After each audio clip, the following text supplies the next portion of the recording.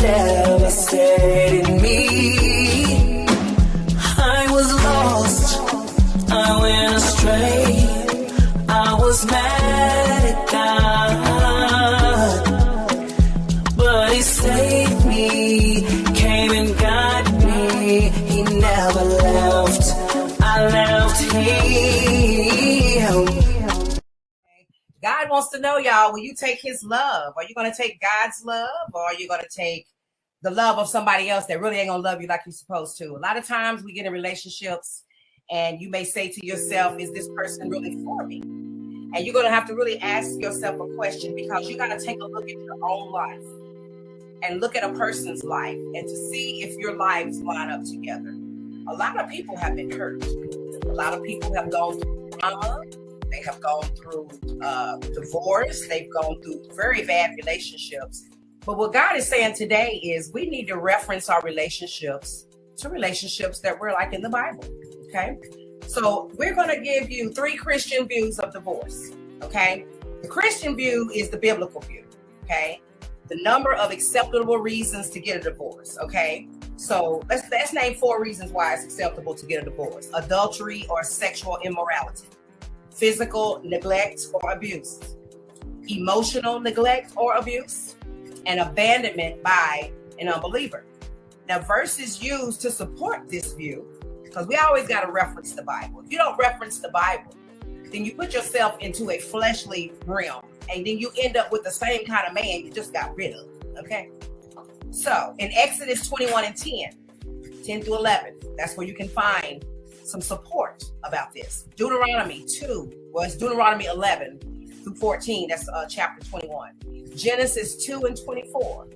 Malachi 2 and 13, verses 13 through 16. Mark 10. Mark 5 and 31 through 32. Matthew 19 and 8. 1 Corinthians 7 and 15. Plus verses telling us not to associate with people with serious sins, including all types of abuse and sexual morality. So if you met a man on Facebook and you had to send him dirty pictures, naked pictures, you've already started off in a very unwanted, unhealthy relationship, because God would not put you in a relationship to make you start off sinning all in the beginning, okay? Those who don't care for their families, or worse, they're unbelievers. You can read that in 1 Timothy 5 and 8. Then also the New Testament only view, 1 or 2 reasons: adultery, sexual immorality, and abandonment by an unbeliever. The myth, here's a myth: God forbids all divorce, and all divorce is sin unless it's for adultery. So God is saying today, we want to get that out of your mindset, because those of us that are dealing with grief, you're dealing with one set of an emotion that God Himself did not, put you into a fiery furnace for you to just burn up.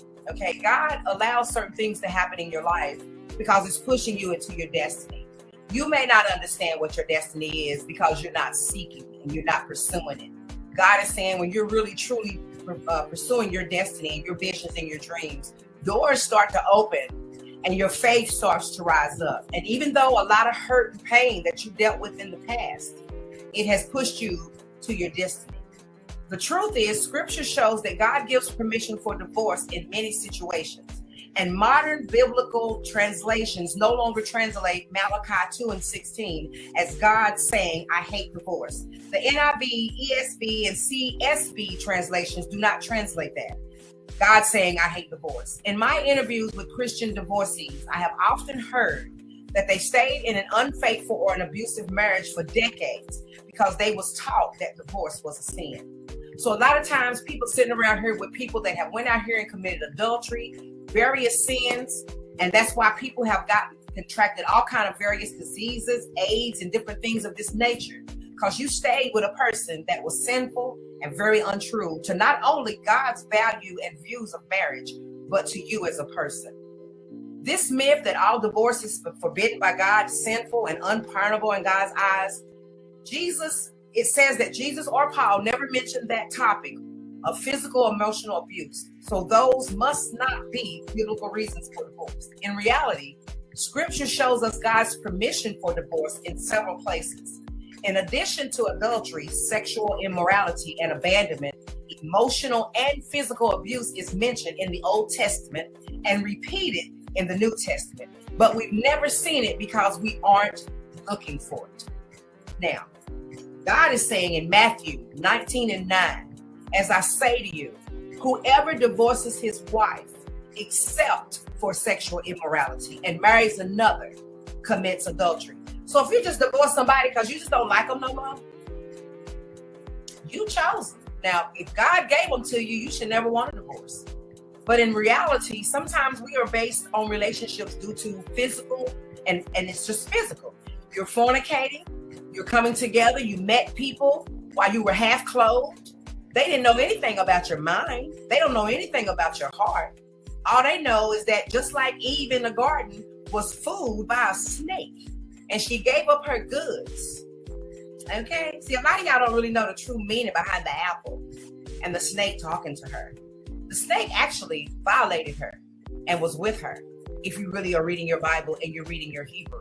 So God is saying today that if you just come out of a relationship just because you don't like them, they don't make enough money, number one, you're selfish and you're not godly. So really, he picked the wrong person, because it says a man who finds a wife finds a good thing. So if you men are out here seeking your wife, are you seeking women that are a good thing outside of the bed?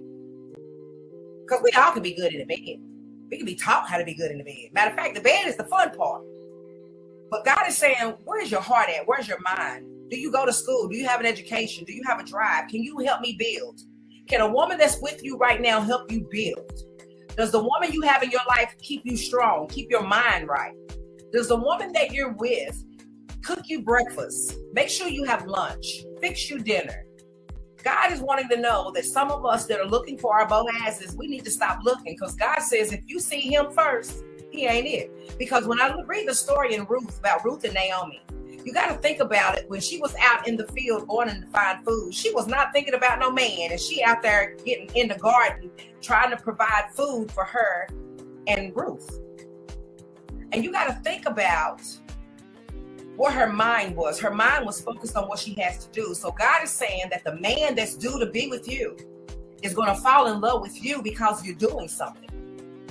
You are going after that business. You're going to school. You're feeding people. You have an outreach. You are a minister. You are preaching. You're out doing something. But just sitting at home all week, watching the stories, eating, smoking, drinking, you done turned Victoria's Secrets into a day job. Victoria's Secrets is supposed to be a secret, but y'all wear Victoria's Secrets out. Our entertainment industry, the music that you listen to on the radio stations, is all geared to sexual immortality, porno, and it's taking you out of your walk with God. And then we have some wonderful men that have wonderful wives and marriages at home, and you ruin your marriages over the flesh because somebody has walked out with no clothes on, and you rather lose everything you have over flesh. And God is saying today it needs to end. How can you deal with your grief and other things and other pain that you're dealing with in your life when you're dealing with a relationship that is not for you? God is trying to tell you something. If you're emotionally being abused or physically being abused, today is your day to get out. You cannot heal, and you are dealing with a situation that is constantly making you take 2 steps backwards. Notice that Jesus does not say that this is the only reason for divorce. We find other reasons for divorce in Scripture. The Apostle Paul allowed for divorce for abandonment. That's in 1 Corinthians 7:14-15. For the unbelieving husband has been sanctified through his wife, and the unbelieving wife has been sanctified through her believing husband. For otherwise your children would be unclean, but as it is, they are holy. Yet if the unbeliever leaves, let it be so. The brother or the sister is not bound in such circumstances. God has called us to live in peace. Now, I don't know about you, but when he's saying for the unbelieving husband, if you are someone that married someone and y'all were unequally yoked, your faith will raise his faith up. So even though he may not be where you are with your Christianity, being together can raise each other up. So God is saying today, are you a team? Or are you in the I team? Because we have a we team and we have an I team. I don't want to be in no I team. I want to be in a we team. That means together. People always saying, I want a 50-50 relationship. Well, that's why they ain't working. Because you got a 50% man and a 50% woman. And that's two people that's half. They looking at it like half of me and half of you make whole. No, a whole person and another whole person makes a whole relationship. That's how you're able to become one. You can't become one when this person over here is half there, half in, half loving you, half working, half cleaning. I don't want half nothing. I want whole. I had a song message from God called, which I'll play later, called God Took the Rib from Man and Made Woman. And she was already whole. So when God made woman, she wasn't missing nothing. Ladies, we ain't missing our mind. We ain't missing our heart. We ain't missing no rib. We ain't missing no throat. We ain't missing no collarbone. We ain't missing no hip bone. What we out here looking for? Why are you wasting your time looking for something that God said himself that a king man will find you? So today we're going to stop looking, putting yourself out there, degrading your body because you want a man. Well, God allow a man to come, but you won't get no kingdom man. You won't get no godly man. You won't get no protective man. You won't get a supportive man. You'll just get a man. And I don't know about you, but I want a kingdom man. I can search over the highest mountain, valley low, but there's no one more holy than you, Jesus. There is no one like you. When I was going through my pain, I couldn't call on nobody but you, Jesus. Yeah, no one more holy, more helpful, that loves me. So grateful. There is no one that I'm gonna call but you, Jesus. Do you love God enough to let him in your life? He wants to know, do you love God enough to call him daily? He wants to know, 'cause he won't see your life, your life, your life. Let's God in your life, your life. Yes. Let God in your life, your life, your life. Let God in your life. Yes. Let God in.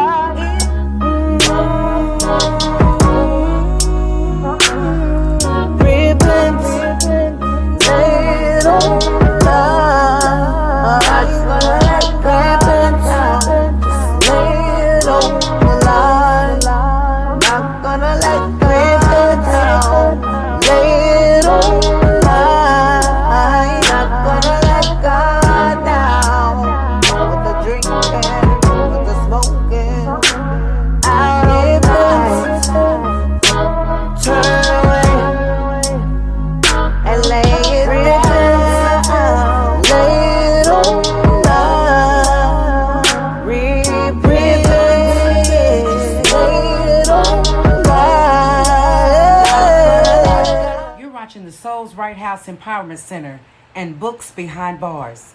Don't you go nowhere. I said in this season, I'm here to help you. So if you lost a child, you're going through divorce. I've been both. I've lost 2 children and I've been divorced. And believe me, it's no fun to be divorced. But one thing it is, I got peace because I know that I chose them men, that God didn't choose them for me. Because if he did, I'd still be with him. I want a man that's going to value my cooking because I'm going to tell you right now, a sister can cook in that kitchen. You feel me? But I'm not cooking, and I'm not your wife. I'm not gonna have those duties, and I'm not your wife. They're already here. God says, prepare yourself for your king. Men, prepare yourself for your queen. I already get some things in order for her. But when you see her, you're gonna know her, and you're gonna pursue her. Ladies, be pursued. Quit being the pursuant. Quit pursuing these men. Some of these men have wives and girlfriends, and you're pursuing them, sending them nasty pictures and pictures of your body. but they're not valuing you, and you are a trick of the enemy. And I hope you men that are listening today understand that God ain't sent you no woman, no Proverb 31 woman that's going to send you pictures of her body, nakedness, because she's sending them to you, she's sending them to somebody else. Now, let me tell you guys something, okay? The apostle allowed divorce for abandonment. That's in 1 Corinthians 7:14 through 15. And we just went over that for the unbelieving husband sanctified by the unbelieving wife. The law of Moses commanded divorce for neglect and abuse. That's in Exodus 21:10 through 11. So I always reference everything to the Bible, because if it's not in the Bible, then I ain't doing it. If it's not in the Bible, you shouldn't be doing it. The law of Moses actually commanded divorce for breaking any of the 3 marriage vows in Exodus 21:10. Food, clothing, and marital rights, which can be defined as love, as we read in the New Testament passages earlier. If he takes another wife to himself, he shall not diminish the first wife's food, her clothing, or her marital rights. And if he does not do these 3 things for her, he shall go out for nothing without payment of money. Now, in the book of Exodus, a man took a second wife. If a man took a second wife, it was against God's command to reduce the first wife's food, clothing, or marital rights, which is love. Meaning that if a man divorced somebody and went on, he still had to take care of that woman. He was not allowed to demote her to slave status. So back in the olden days, even then when you got a divorce, he didn't just throw her out to the wolves and say, okay, I ain't with you no more, and now you're going to be a slave to the world. He had to still love her and still had to take care of her, okay? And that is so true. If he was unwilling to treat her as a wife, he had to let her go so she could marry someone who would treat her properly. This is the first time that the Bible commands divorce. The same was true for a prisoner of war wife who was captured during a battle.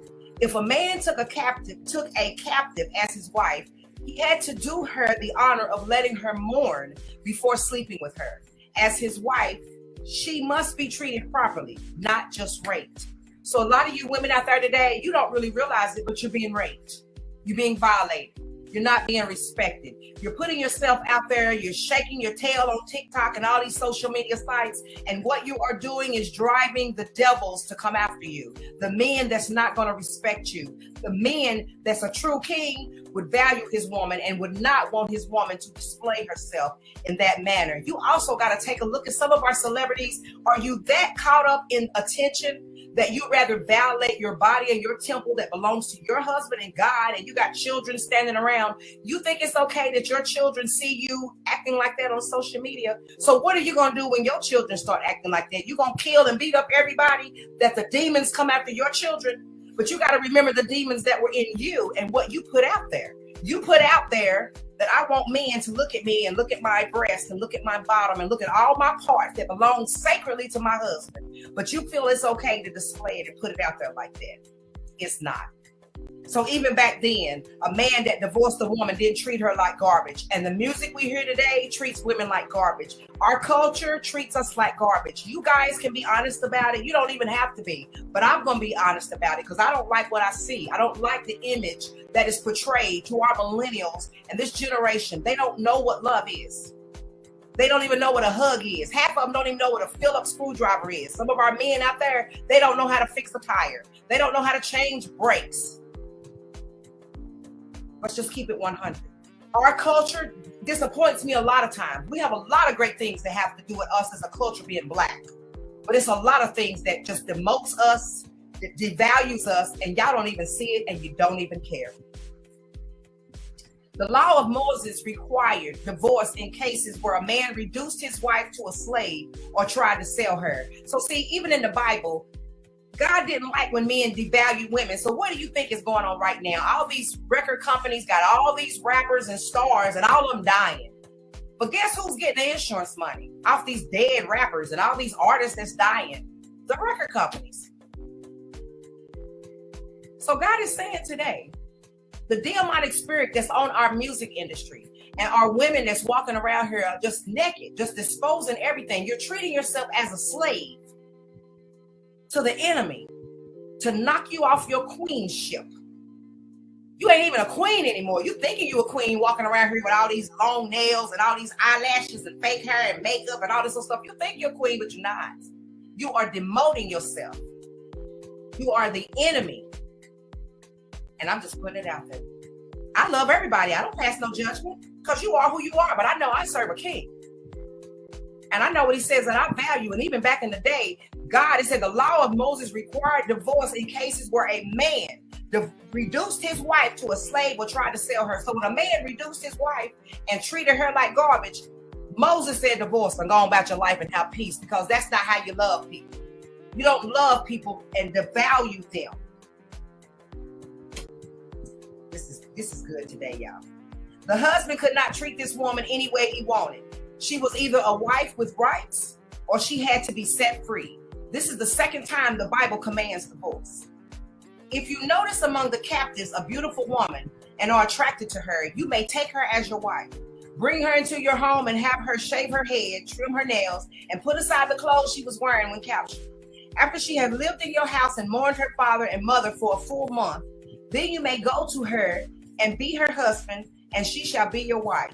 If you are not pleased with her, let her go wherever she wishes. You must not sell her or treat her as a slave, since you have dishonored her. That's in Deuteronomy 21:11-14. So God is saying to those of us that are grieving and we're dealing with all type of relationships with people in our life. I'm divorced, and I've been divorced twice.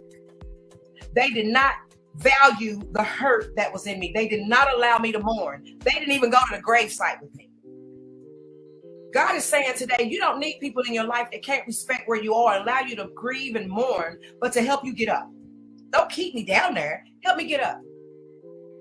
Because God don't want people in your life that treats you like a slave, that devalues your purpose and your worth. So you got to understand your worth. Because if you don't understand your worth, that's why you're walking around here hurting, broken, bruised, and you're not building a relationship with God, Jesus, Yahweh, because you mad at the wrong one. God said the only way to me is through my son. A lot of y'all are talking to God and not having a relationship with Jesus. And you don't have enough power to make God move. So if God is saying the only way to me is through my son, that's like your kids asking, can somebody spend the night? But they already in the bed asleep.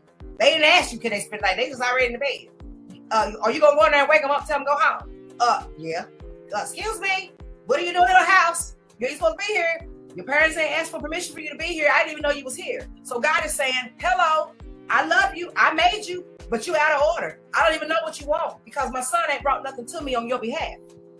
I hear you talking, but it's like a puppet talking. You talking and I can't, your lips are moving, but nothing's coming out because you're out of order. So God is saying today, get your relationship with Jesus, Yahweh, Yahshua. A lot of people say, well, Jesus, that wasn't really his name. No, it wasn't. That Jesus was given in a translation through the years later, because back in the biblical days, there was no letter J. His name was Yahweh or Yahshua. If you go look up the names of Jesus, it'll tell you, you call him what you want, that's his name. But I call him Yahshua. God is saying, build that relationship with him today, and you will start to see a lot of doors start to open up, and a lot of people will start to leave your life because they're not there to build you up. They're there to take from you. And God says, with the law of divorce, that people that dishonest, that disvalues you or treats you like a slave, they are raping you. And I don't know about you today, but I ain't getting raped. I don't want my soul raped, my soulish realm raped. A lot of y'all got soul ties with people. You need to let go of them pictures, them letters, them chains he gave you, them rings he gave you. Give them away, sell them, get rid of them, get them out your house. Because that spirit is still in the house and you're bringing the same kind of man back into your life over and over and over because you didn't mourn the loss of that one. So God is saying today, when we are grieving and we're dealing with divorce and relationships and having to let go of people, you need people, first of all, get rid of people and be to yourself and get in that war room and pray and talk to Jesus. But then when God really does send somebody to you, you didn't even see them coming. If you see them coming, it didn't come from God. That's a trick from the enemy. And I want y'all to remember that. If you are doing what God has called you to do, if you want to be a singer, get out there and sing. Get with people to help you write songs. Get in that studio because you're going to run into somebody that's going to value your gift. And that's where your husband going to come from. He going to come from seeing you behind that mic with them headphones on, looking a mess, with them sweatpants on and a t-shirt. You ain't got no stilettos on. You ain't got no makeup on. You in that studio blowing. That's where you're going to find your husband.